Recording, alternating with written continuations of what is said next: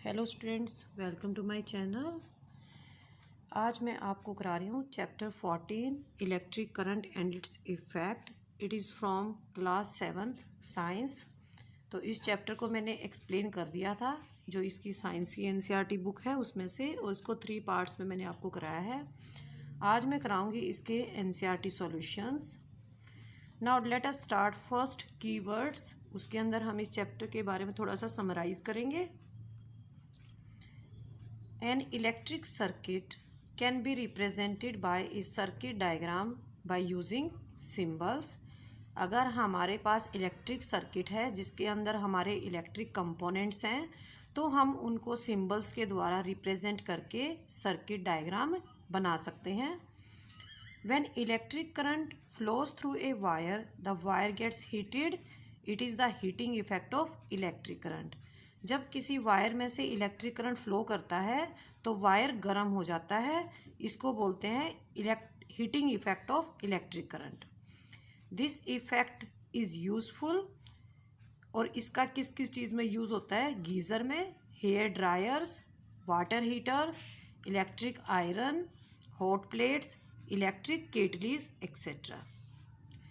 LED bulbs are electricity efficient.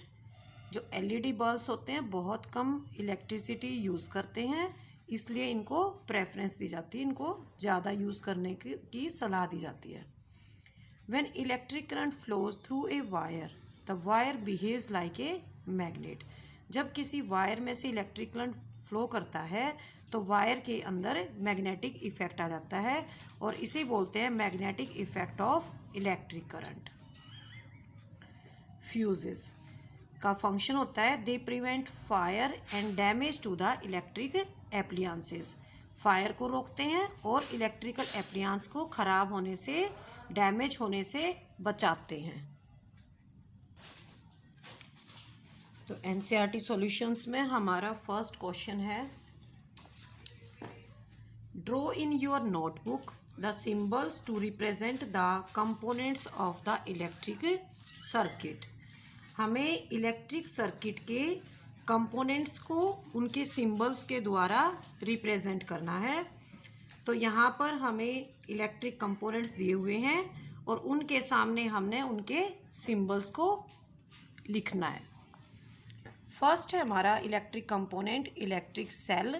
Electric cell का symbol इस तरह से होगा, यहाँ पे लाइन खींचेंगे, फिर एक लंबी लाइन होगी, फिर उसके बाद एक छोटी लाइन होगी लेकिन ये थोड़ी सी मोटी होगी, और उसके बाद हम यहाँ पे वायर से अटैच कर देंगे। तो ये यहाँ पे होगा पॉजिटिव टर्मिनल और यहाँ पे ये हो जाएगा नेगेटिव टर्मिनल। सेकंड है हमारा बल्ब। बल्ब को हम इस तरह से शो करेंगे, एक कॉइल की तरह शो करेंगे, और उसके ऊपर हम इस तरह से सर्कल बना देंगे। स्विच इन ऑन पोजीशन, तो यहाँ पे इस तरह से हम इसको ऑन पोजीशन में शो करेंगे। नेक्स्ट है हमारा स्विच इन ऑफ पोजीशन, तो यहाँ पे हम इस तरह से इसको ओब्लिकली शो करेंगे। नेक्स्ट है हमारा बैटरी। बैटरी को हम इस तरह से शो करेंगे, यहाँ पर मैंने 4 सेल कनेक्ट किए हैं,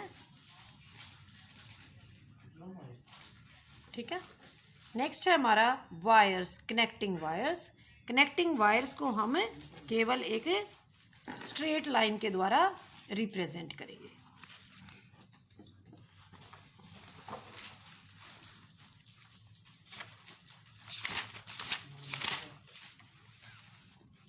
अब है हमारा क्वेश्चन नंबर 2।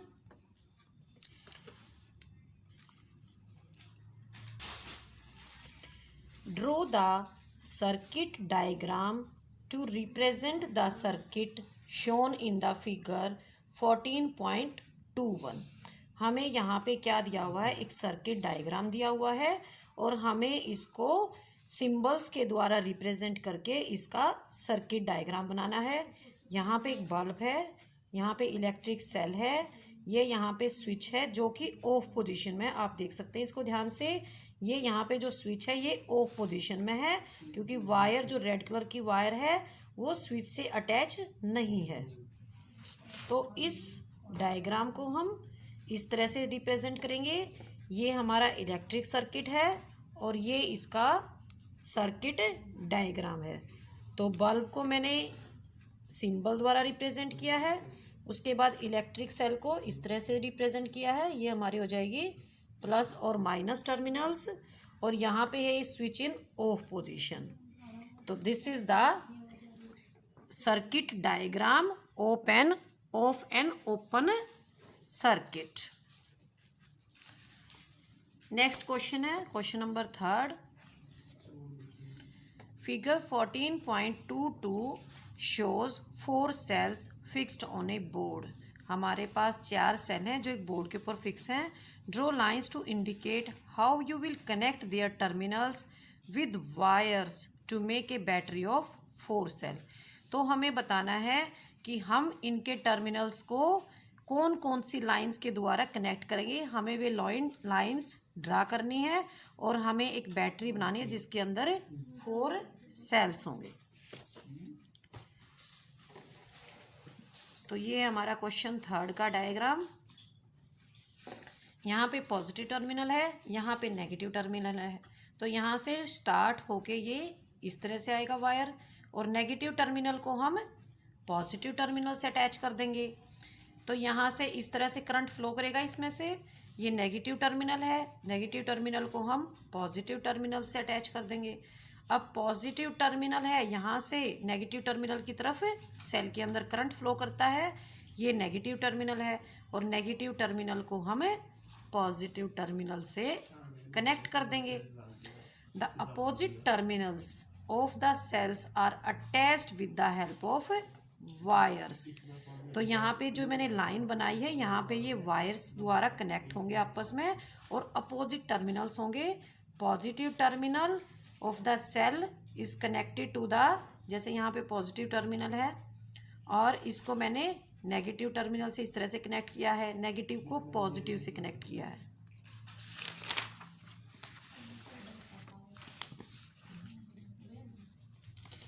अब हमारा क्वेश्चन नंबर 4।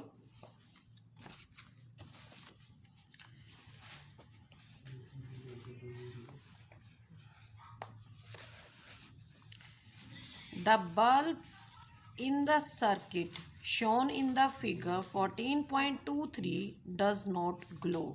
हमें एक फिगर दे रखी है, उसके अंदर बल्ब ग्लो नहीं करता। Can you identify the problem. क्या आप देख सकते हैं कि इस बल्ब के अंदर क्या प्रॉब्लम है या इस सर्किट के अंदर क्या प्रॉब्लम है। Make necessary changes in the circuit to make the bulb glow. और हम क्या क्या चेंजेस करें सर्किट के अंदर जिससे कि बल्ब ग्लो करना शुरू कर दे। तो ये हमारा गिवन डायग्राम है। इलेक्ट्रिक सर्किट दिया हुआ है, इलेक्ट्रिक सर्किट का सर्किट डायग्राम दिया हुआ है हमें। तो यहाँ पे बल्ब ग्लो नहीं करता, तो हमें देखना है कि इसके अंदर क्या क्या प्रॉब्लम्स आई हुई हैं जिसकी वजह से बल्ब ग्लो नहीं कर रहा है। तो यहाँ पे प्रॉब्लम देख सकते हैं आप, यहाँ पे पॉजिटिव टर्मिनल्स हैं, ये यहाँ पे करेक्ट नहीं है। अगर यहाँ पे ये अपोजिट टर्मिनल्स होते, एक माइनस होता और एक प्लस होता, तो यहाँ पे बल्ब हमारा ग्लो करता।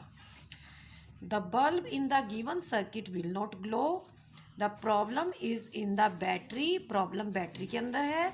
इन विच सेम टर्मिनल्स आर कनेक्टेड, जिसके अंदर सेम टर्मिनल्स को प्लस प्लस को कनेक्ट किया हुआ है। बल्ब विल ग्लो, तो हमें क्या चेंजेस करना पड़ेगा। बल्ब तभी ग्लो करेगा when positive terminal of one cell is connected to negative terminal of other cell. जब अपोजिट टर्मिनल्स कनेक्ट होंगे तो बल्ब ग्लो करेगा। तो हमें क्या करना है, इनके टर्मिनल्स को चेंज करना है। Question number 5। Name any 2 effects of heating current. Electric current, तो इलेक्ट्रिक करंट के कौन कौन से 2 इफेक्ट हैं वे हमें बताने हैं। फर्स्ट है heating effect of electric current. तो जब मैंने आपको कीवर्ड कराए थे अभी अभी, तो जब एक वायर में से इलेक्ट्रिक करंट फ्लो करते हैं तो वायर गर्म हो जाता है, ये होता है heating effect of electric current. और जब इलेक्ट्रिक करंट को किसी वायर के अंदर से फ्लो करते हैं तो उसके अंदर मैग्नेटिज्म आ जाता है, तो इसको बोलते हैं magnetic effect of electric current. Question number 6. When current is switched on through a wire, a compass needle kept nearby gets deflected from its north-south position. जब एक वायर में से करंट फ्लो करता है तो उसके पास रखी हुई एक कंपस नीडल डिफ्लेक्ट हो जाती है। क्यों होती है, ऐसा हमें इस क्वेश्चन में एक्सप्लेन करना है। When current is switched on through a wire, जब किसी वायर में से करंट फ्लो करता है, the wire starts behaving like a magnet, wire एक मैग्नेट की तरह बिहेव करता है। So compass needle gets deflected from its north south position, तो जो पास में अगर कंपस नीडल रखी हुई है तो इस वायर के अंदर मैग्नेटिज्म आ जाता है इलेक्ट्रिक करंट फ्लो करने के बाद, तो ये कंपस नीडल डिफ्लेक्ट हो जाती है। तो it is due to magnetic effect of electric current, तो ये किस वजह से होता है, इलेक्ट्रिक करंट के मैग्नेटिक इफेक्ट की वजह से होता है।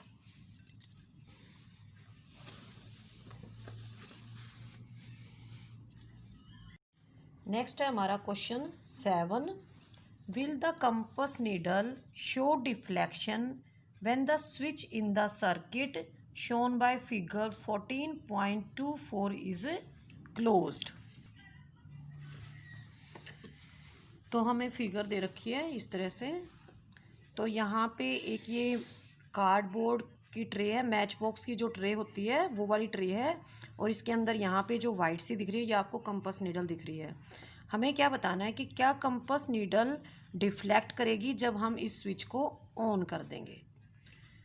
हमें इसका आंसर येस और नो में देना है, और क्यों ग्लो करेगी, बल्ब ग्लो करेगा या कंपस नीडल डिफ्लेक्ट करेगी या नहीं करेगी, और क्यों नहीं करेगी या क्यों करेगी, हमें ये भी आंसर इसमें बताना है। The compass needle will show no deflection, compass needle कोई डिफ्लेक्शन शो नहीं करेगी। When switch is in on position, अगर हम स्विच को ऑन कर दें तो भी कंपस नीडल कोई डिफ्लेक्शन शो नहीं करेगी।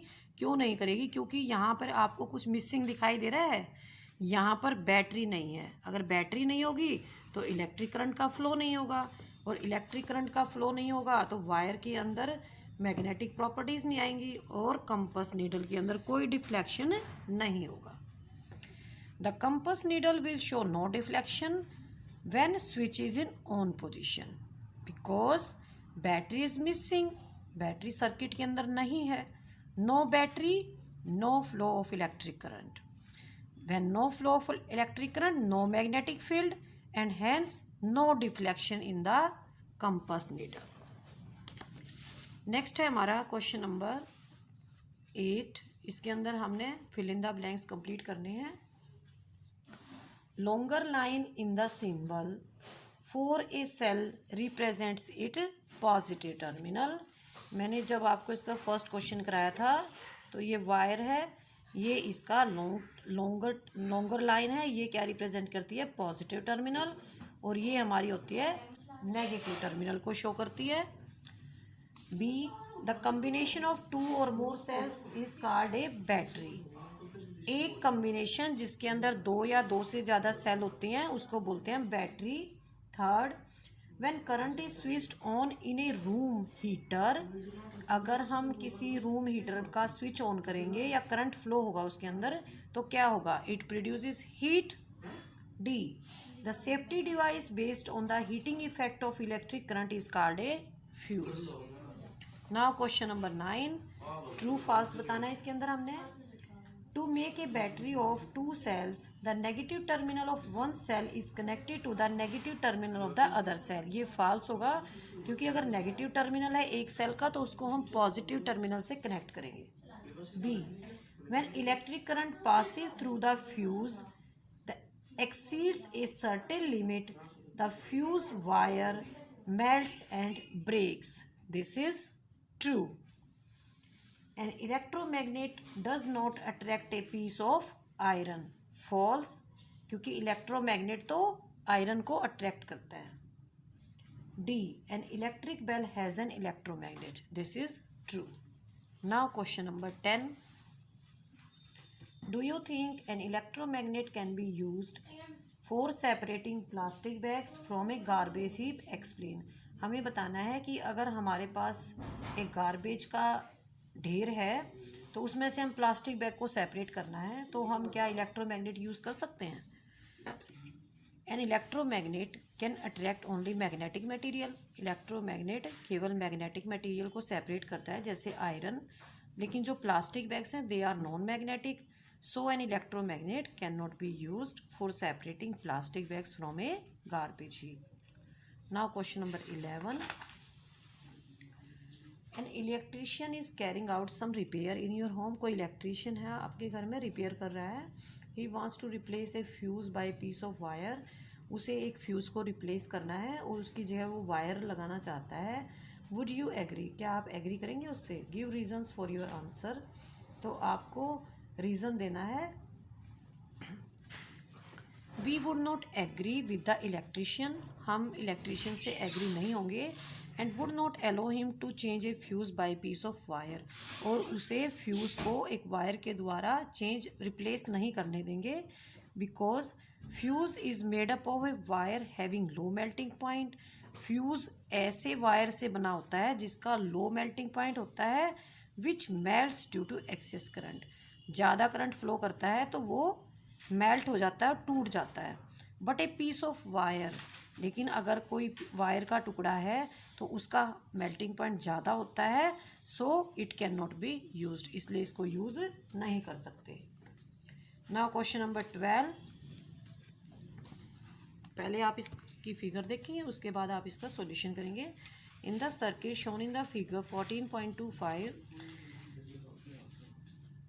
Zubeda made an electric circuit. Question number 12. Jubeda made an electric circuit using a cell holder shown in the figure 14.4, a switch and a bulb. When she put the switch in the on position, the bulb did not glow. Help Jubeda in identifying the possible defect in the circuit. तो हमें देखना है क्या क्या possible defect हो सकते हैं circuit के अंदर. तो यहाँ पे ये फिगर है, जुबेदा ने ये सेल होल्डर यूज़ किया है. तो यहाँ पे उसको डिफेक्ट देखना है कि उसके अंदर क्या क्या डिफेक्ट है. हमें क्या करना है, इसके अंदर डिफेक्ट्स देखने हैं. क्योंकि बल्ब ग्लो नहीं कर रहा है, क्यों नहीं ग्लो कर रहा है, हमें ये सब देखना है इसके अंदर. तो पॉसिबल डिफेक्ट्स क्या क्या हो सकते हैं इसके अंदर. फर्स्ट तो हो सकता है जो रबड़ बैंड्स हैं वो अगर टाइटली ना यूज़ किए गए हों, बिल्कुल लूजली लगे हुए हैं अगर रबड़ बैंड. और सेकंड हो सकता है यहाँ पे हमें टर्मिनल्स नहीं दिखाई दे रहे हैं, इनके पॉजिटिव और नेगेटिव यहाँ पे क्लियर नहीं है, तो इस वजह से भी बल्ब ग्लो नहीं करेगा. आंसर लिखेंगे भी इसका. The possible defects in the circuit made by Zubeda. तो जुबेदा ने जो सर्किट बनाया है उसके अंदर बल्ब ग्लो नहीं कर रहा है, तो उसके अंदर क्या क्या डिफेक्ट्स हो सकते हैं. फर्स्ट हो सकता है रबड़ बैंड्स में बी लूज़. अगर रबड़ बैंड्स अगर टाइट नहीं लगे हुए हैं, अगर लूज़ लगे हुए हैं तो क्या होगा, terminals are not properly joined. Terminals properly join नहीं होंगे आपस में और बल्ब ग्लो नहीं करेगा. सेकेंड है जो फिगर है 14.4, उसमें हम एग्जैक्ट पोजीशन नहीं देख पा रहे हैं पॉजिटिव और नेगेटिव टर्मिनल्स की. जो दो सेल यूज़ हुए हैं उसके अंदर, तो हमें वहाँ पे पता नहीं चल रहा है कि कौन सा पॉजिटिव टर्मिनल और कौन सा नेगेटिव टर्मिनल है. नेक्स्ट है हमारा क्वेश्चन नंबर 13.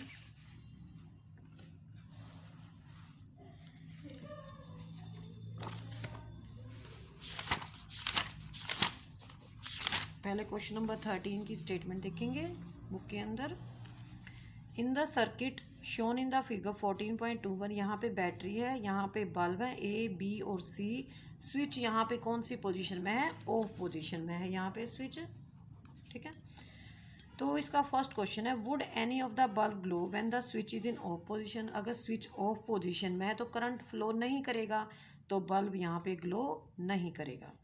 सेकेंड है what will be the order in which the bulbs A, B and C will glow when the switch is moved to the on position. जब switch on position में होगा तो हमें बताना है कि जो 3 बल्ब हैं ए बी और सी, तो उनके ग्लो करने का ऑर्डर क्या होगा। All the bulbs A B and C will glow at once. तीनों के तीनों बल्ब एक टाइम में ही ग्लो करेंगे जब स्विच ऑन पोजीशन में होगा। क्यों ऐसा क्यों होता है? Because all the bulbs are attach to the same battery. क्योंकि जो तीनों बल्ब हैं वो तीनों के तीनों एक ही बैटरी के साथ अटैच हैं, तो बल्ब एक ही टाइम में ग्लो करेंगे। ठीक है, तो ये हो गए एनसीईआरटी सॉल्यूशंस आपके चैप्टर नंबर 14 के।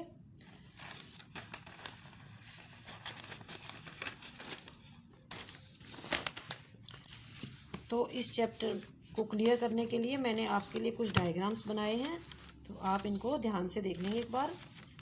ये मैंने सिंबल्स तो आपको फर्स्ट क्वेश्चन में ही करा दिए हैं। ये हमारा बैटरी ऑफ 2 सेल्स, यहाँ पे मैंने 2 सेल यूज़ किए हैं और एक बैटरी बनाई है। माइनस को यहाँ पे प्लस अपोजिट टर्मिनल से कनेक्ट किया है। ये यहाँ पे क्या दिखा रखा है? क्लोज सर्किट है। यहाँ पे स्विच क्या है? ऑन पोजिशन में है। ये यहाँ पे बैटरी है, ये बल्ब है और ये यहाँ पे स्विच है, और वायर के थ्रू मैंने इसको कनेक्ट किया है। ये पॉजिटिव टर्मिनल है और ये नेगेटिव टर्मिनल है। ये यहाँ पे एक क्लोज सर्किट है, इसमें से करंट फ्लो करेगा और बल्ब यहाँ पे ग्लो करेगा। ठीक है, इसका अपोजिट होता है ओपन सर्किट। ओपन सर्किट में क्या है? यहाँ पे जो बल्ब है वो ग्लो नहीं करेगा। क्यों नहीं ग्लो करेगा? क्योंकि यहाँ पे जो स्विच है वो ऑफ पोजीशन में है। Switch is of. यहाँ पे बल्ब भी है, यहाँ पे सिमिलर जैसे ऊपर था क्लोज सर्किट में बैटरी भी है, लेकिन यहाँ पे जो स्विच है ऑफ पोजीशन में है, इसीलिए यहाँ पे करंट फ्लो नहीं करेगा और बल्ब विल नॉट ग्लो। ये डायग्राम बनाया मैंने क्या शो करने के लिए? Heating effect of electric current. इसमें मैंने क्या किया है? 2 पिन्स ली हैं, पिन को मैंने एक कार्डबोर्ड के अंदर फिक्स किया है। यहाँ पे बीच में निक्रोम वायर सेट किया है।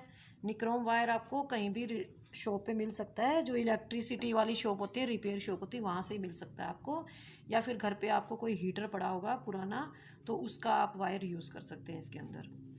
तो इसको मैंने यहाँ पे स्विच लगाया है, यहाँ पे बैटरी है, ये हो जाएगा प्लस टर्मिनल और ये हो जाएगा माइनस टर्मिनल। जब ये स्विच ऑफ पोजीशन में है, इसके बाद जब हम इसको ऑन करेंगे तो करंट यहाँ से इसके अंदर फ्लो करेगा। ठीक है, और जब करंट फ्लो करेगा इसके अंदर तो ये जो वायर है ये गर्म हो जाएगा।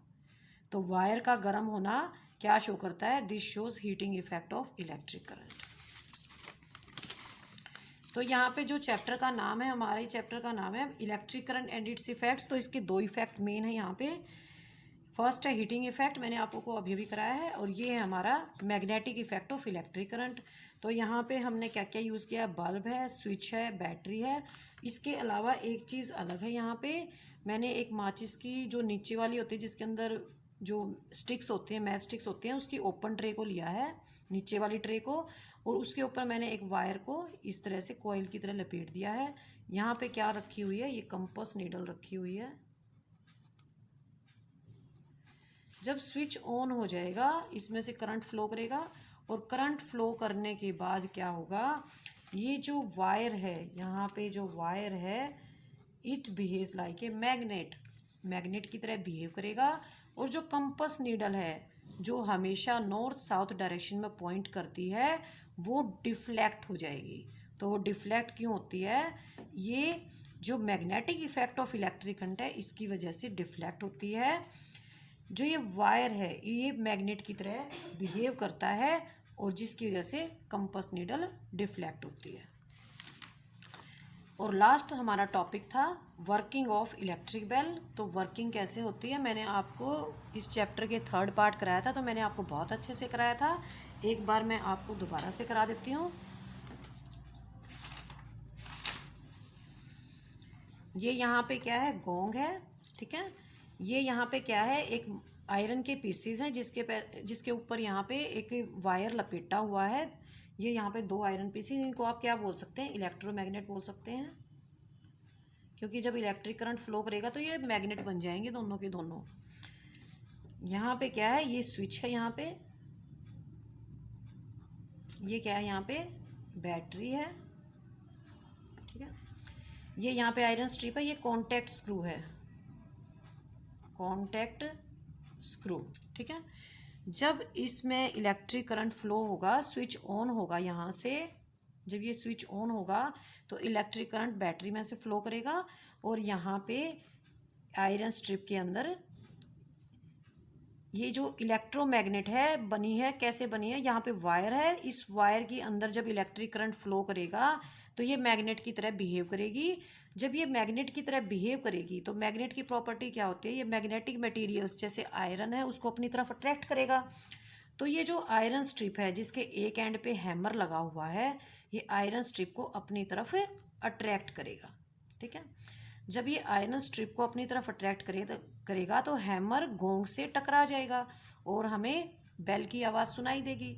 जब hammer with iron strip gong की तरफ जाएगा तो यहाँ से जो कॉन्टैक्ट स्क्रू है यहाँ से इसका कनेक्शन हट जाएगा और कनेक्शन हट जाएगा तो सर्किट ब्रेक हो जाएगा और करंट का फ्लो नहीं होगा। जब करंट का फ्लो नहीं होगा तो ये जो कॉइल थी ये इलेक्ट्रोमैग्नेट नहीं रहेगी, इसके अंदर मैग्नेटिक प्रॉपर्टीज़ ख़त्म हो जाएंगी और ये आयरन स्ट्रिप को अपनी तरफ अट्रैक्ट नहीं करेगा। आयरन स्ट्रिप दोबारा से अपनी पोजीशन में आ जाएगा और ये कॉन्टैक्ट स्क्रू से दोबारा से टच करेगा। टच करते ही सर्किट कंप्लीट हो जाएगा और इलेक्ट्रिक करंट फ्लो करेगा।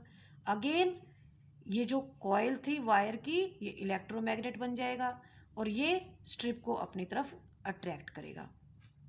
हैमर गोंग से टकराएगा और हमें रिंग सुनाई देगी। कनेक्शन कॉन्टैक्ट स्क्रू से स्ट्रिप का टूट जाएगा और सर्किट ब्रेक हो जाएगा। लेकिन ये बहुत ही स्पीडली होता है और हमें ट्रिन ट्रिन की आवाज़ सुनाई देती है। तो ये होगी working of an electric bell. तो एग्ज़ाम्स में क्वेश्चन आ जाता है कि आप इलेक्ट्रिक बेल का डायग्राम बनाएंगे और ये वर्किंग कैसे होती है इसको आप एक्सप्लेन करेंगे। तो मेरे को लगता है आपको बहुत अच्छे से समझ में आ गया होगा। अगर आपको मेरी वीडियो अच्छी लगी है तो इसको प्लीज़ लाइक करें और मेरे चैनल को सब्सक्राइब करें। थैंक यू बच्चों। नेक्स्ट टाइम मैं आपको कराऊंगी चैप्टर 15 लाइट, ठीक है। अगेन थैंक यू बच्चों।